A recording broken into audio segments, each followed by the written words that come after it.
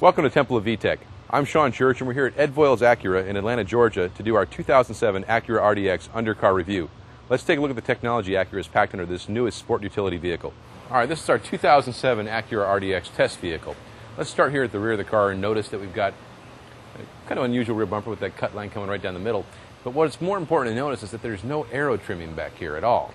Unlike what we've seen from Acura on the TSX and the TL, where we've had some aero trimming underneath the car, there's absolutely none here. In fact, you can see there's quite a bit of sail area back there that could cause some drag. Now, I'm sure the muffler helps move some of the air underneath that, but given that fuel economy is a concern, and this vehicle is kind of handicapped to begin with by its 4,000-pound weight, we would have liked to see a little more underbody trimming. From there, let's move on to the muffler, which is rather small for a car of this horsepower potential. Now, if this were a standard K24 producing 160 horsepower, this wouldn't be surprising. But for a vehicle that's producing in excess of 240 horsepower and 260 pound-feet of torque, that's not much muffler volume.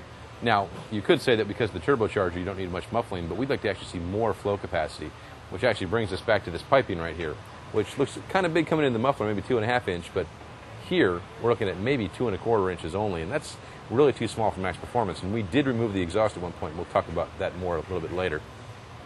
All right, here we see the rear suspension assembly on the 2007 RDX, and let's start out first with the overall shock and spring setup. It's a divorced spring and shock setup with a separate spring mount here on the lower control arm, bump stop there, and a very, very long shock. Kind of reminds me of the shock setup we see on the 2006 Civics. Back here we have a sway bar mount. Goes up in a very long arm on the sway bar there. Comes up and mounts right here. Relatively simple sway bar, relatively straight, which means that if the aftermarket is interested, it wouldn't be too hard to mount something up here that's quite a bit bigger and improve the rear end rotation of the car, which is something that we really wanted to see after our time at the tail of the Dragon.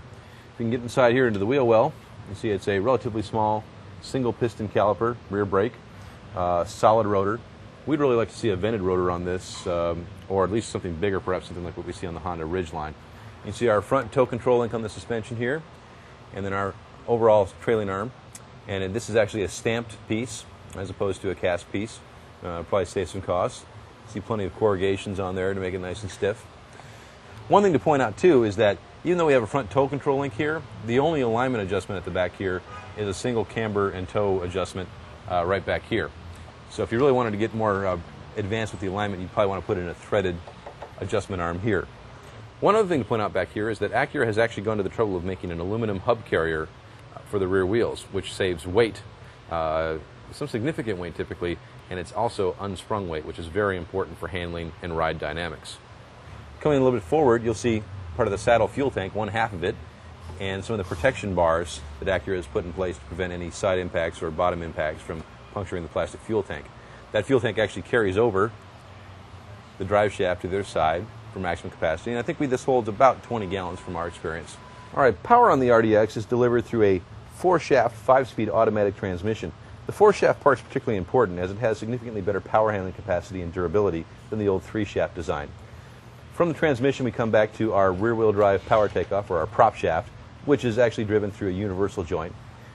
Here, we actually have a safety drive shaft loop in case you ever have a breakage in the U-joint. Modern U-joint is pretty durable, but you need to have that just in case because you don't want that dropping down at speed. The drive shaft is between 3 and 3.5 inches in diameter, which is more than big enough for the sorts of engine speeds and power delivery we have here. Coming back, you can see it's a pretty long drive shaft, and it's actually 2 pieces. And at the junction, we actually have a CV joint and a bearing to allow back and forth movement without having any binding. Coming all the way back, then we get to the SHL wheel drive rear differential. Now, this is a little bit different than the differential on the RL, which actually has an acceleration unit incorporated that allows up to about 5% overspeed capacity. In this application, which is a little bit less expensive, what Acura has done is incorporated a 1.7 constant overdrive on the differential. And then side-to-side torque and actually that slippage with the front is actually modulated by the electromagnetic clutch packs on each rear axle. Here we see our rear drive shaft driven by a constant velocity joint. Interestingly, this is actually significantly smaller than the front drive shaft, and even though this is SHL wheel drive and can apportion a significant amount of torque to the rear, in our experience, most of the torque goes to the front axles unless you're in a corner. So it makes sense to keep the drive shaft back here, or sorry, the axle back here as light as possible. Now, the differential on the RDX uses what looks to be a 4-mount system, 2 in front and 2 at the rear. only on our pre-production unit, there's actually only one rear mount. As you can see over here, there's a threaded boss in the diff casing, and there's a big hole here for the mount, but there's actually nothing there. Now, in fact, it doesn't look like it was actually even ever put into the car. There's no wear there, no scraping, nothing. So either it was a mistake, or after the initial design with the 4-mount system, Acura may have found that there was a little bit too much noise and vibration transmitted into the chassis and decided to go with 3 mounts to allow a little more movement, perhaps a little bit more comfort inside the vehicle. We're going to have to call Acura and find out if that's the case or not. One more interesting thing to note is this little rubber block up above on the top of the subframe. Now, initially we thought that this might be a fore and aft torque absorbing unit for the differential, but as it turns out, it's not bolted to anything else. It's simply connected to the subframe, and you can see it's very, very easy to move, very, very softly mounted, and it's not that heavy. It probably weighs less than 8 ounces. All we can think at this point is this is some sort of resonance or vibration damper on the rear subframe. Again, something else we're going to have to look into. Here we are at the front of the RDX, and you'll notice that there's actually 2 grills in the car. We have an upper and lower grill, both feeding air into the radiator. This is kind of an unconventional setup. It's rather long, but its actual front vertical profile is relatively short. What's going to actually happen here is because of the angle on the front bumper, air is going to stack up underneath this area and create high pressure on the lower part of the radiator and AC condenser. Not what Acura usually does, but it seems to work just fine whenever any cooling issues, although the fans do run quite often on this turbocharged motor. Coming back down, you can see we come back down into what looks like a small air dam here, about 2 inches deep. It's always good to keep aero trimming in mind, because with this sort of bumper setup, you're going to force a lot of air channeling underneath the car, and it's going to accelerate it, which is a good thing, but less air is usually a better thing for aerodynamics and for drag. This air dam will help move some of the air around to the sides of the car as opposed to underneath. We also have 2 interesting small, what I'd call just lips or places where you're going to try and trip the air going underneath the car. Not sure exactly why they're in this location, why they're not fully across the body. I'm sure there may have had something to do with some turbulence in the subframe somewhere. In reality, we'd like to see actually more aero trimming up front, just as we'd like to see at the back. As you can see, there's nothing underneath. There's no flat panels, no plastic trim anywhere, and you've got a lot of stuff hanging down, a lot of places to trip airflow underneath the car and create more drag. This is an area that Acura could probably look at focusing on, maybe in a mid-model change, as it's not going to happen for the new model. Maybe pick up a little bit of mileage and maybe even reduce some wind noise as well. Let's go ahead and look at the front suspension now. See, again, it's a pretty traditional McPherson strut setup that we see on typical Honda and Acura sport utilities and minivans. Beefy strut mounting here. And we have a very high-mounted sway bar linkage. A very, very long bar coming down to our front sway bar, which actually goes up and over the subframe. Relatively small in diameter as well.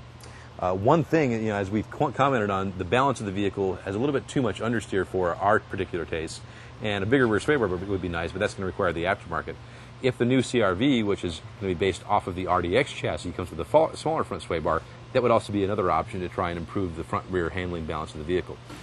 Here we can see the front drive axles, a little bit bigger than the rear, because again, torque is usually apportioned more to the fronts than the rears. We have a rubber damping ring to help with vibration and balance. And again, our constant velocity joints here as well. The front braking system on this vehicle uses a dual piston front sliding caliper, which is certainly an upgrade over the previous single piston setups that Honda and Acura have used. The rotor is a vented design, not as large as we might like to see. Again, as we mentioned at the rear, we'd like to see something on this vehicle a size approximately like the Ridgeline braking system. Not because this vehicle is heavier, will be towing, but it's got a lot more speed potential. And in our experiences, we were able to fade the brakes a little bit. Brake feel is excellent, fine for everyday use, but if you're going to get aggressive, it needs a little more heat capacity in the system. Here we can see the front subframe assembly on the RDX, and this is actually a stamped and welded setup versus what we saw on, say, the TSX and TL, which is a tubular welded setup. This is, again, probably a little bit cheaper, probably not quite as stiff as what we get on a tubular setup, but sufficient for the purposes of this vehicle. One other thing I'd like to point out here, too, is that this engine incorporates a new mounting system, somewhat similar to what we see on the Civic Si, but different enough to warrant some comment. And that is, it's what we call a kind of a dog-bound engine mount system, or what Honda calls a torque arm or torque mount system. And this actually incorporates, as you can see, basically a very unusual-looking mount on the lower side of the oil pan. And there's a rubber bushing inside here. And if you were to come back here, up inside here, there's also going to be a rubber bushing. but this mount is actually made of some sort of polymer or plastic. Now, it's very, very hard, very, very thick, but that's the first time we've ever seen a mount like that from anybody, let alone Honda. So very unusual. It would be interesting to try and figure out why they did that. Perhaps vibration absorption, weight, maybe cost, maybe strength. It's hard to say, but it's definitely unique. Now let's go ahead and actually move on to our engine. You see here the oil pan, a typical K-series oil pan. However, if you look right here, you can see the oil filter. And on first inspection, this is not something we're particularly comfortable with. This is obviously not going to be an off-road vehicle for most people. It's not its primary intent. But all the same, it is an all-wheel drive vehicle. It is a sport utility, and it may see a rough road or two. And this oil filter just hangs a little bit too low without any protection. Yes, it is above the subframe level, a good inch or two above the lowest point of the subframe, and it is behind the oil pan, but just having an exposed oil filter that close to the ground makes us nervous. I'm sure Acura engineers did lots of testing and never had any issues, but we'd like to see either a cover plate for that or a relocation of that oil filter in some way. All right, here you can see the RDX's first ever, for a U.S. Acura passenger vehicle, turbocharger. Now this is actually a pretty small turbo from our experience. There are smaller ones on production cars out there, but the compressor side is pretty small. That would be the equivalent of perhaps a T25, maybe a small T28, but it's certainly not particularly large. All right, here you can see the oil and water lines for the turbo. This turbo is water cooled to help keep things cool here on the center section, so it should be very, very durable, and I know that was a big consideration for Acura in deciding to use a turbo engine for the first time in the U.S. Now, it's really difficult to get this on camera because it's buried in the engine bay here. But what we're looking at here is the exhaust side of the turbo. And it's very unusual to see an exhaust turbine that much larger than the intake compressor of a turbo. And the reason this is so large may have something to do with the variable exhaust gas control incorporated on this turbocharged engine. There may be multiple paths in there, which is why the exhaust housing is so large. Or it could just be they wanted a larger exhaust housing to reduce exhaust restriction. The one thing we are worried about with this turbocharger is that because the compressor set is so small, it may not be able to make much more boost than stock at high RPMs. We're going to try and find out, but it seems that Acura has probably right-sized that compressor for exactly what they want and not much more.